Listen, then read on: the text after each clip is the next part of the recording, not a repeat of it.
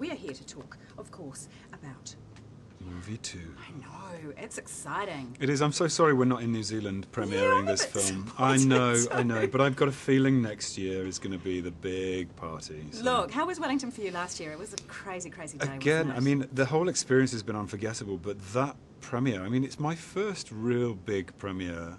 I mean, I've never seen anything like it. And the whole country turns out. They do, Yeah. and I see why, because it's, you know, this movie is so important to New Zealand, and everyone's got an investment in it somehow.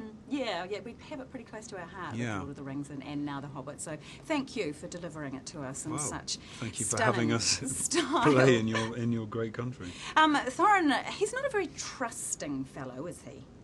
Well, no, I think he is probably slow to trust. I think he's been deceived in the past. I think the evidence of hoping to be supported by fellow beings, for example, Thranduil, you know, and having Thranduil turn his back on him means that Thorin is bereft of trust, I would say. So yeah, I mean, that's part of his evolution in movie 2, particularly with regards to Bilbo, is that change in him that he begins to accept Bilbo as an asset rather than as a liability. And that requires him looking at himself and questioning his values. What defines him as a leader, would you say? I think exactly that. Right. I think that he has, or is finding the ability to suggest to himself that he might be wrong.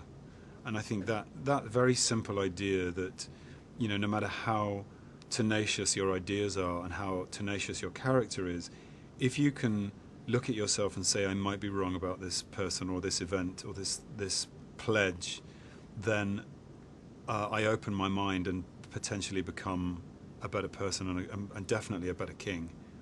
Because you've got a lot of lives that you're kind of in control of, and depending on that, you're laying on the line, not just your own. Yeah, and it requires a certain strength of mind to be driven and not be kind of flaky.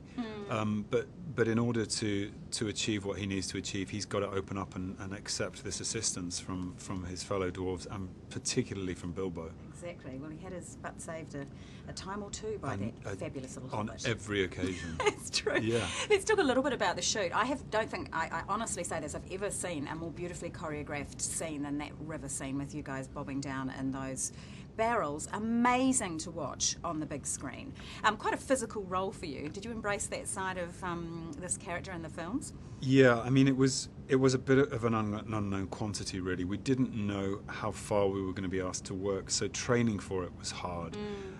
It became the most challenging in movie 3, which you'll see and we'll talk about next year. But You can't say that. We've got a whole year to wait till that. But there were moments in movie 2 where I found myself on my knees, unable to stand up and do another take, and then you somehow find yourself on your feet doing it again. And that's what Peter does, is he pushes you to extremes. I think he's asking a lot of his actors, and we ask a lot of ourselves, but it's because he's pushing boundaries for himself in the technology and in, you know, the design and the sound. So we all rise to the challenge because he raises the bar. Exactly. So a life-changing experience for you, New Zealand and The Hobbit? You know, simply going to New Zealand alone, for anyone, I think would be life-changing.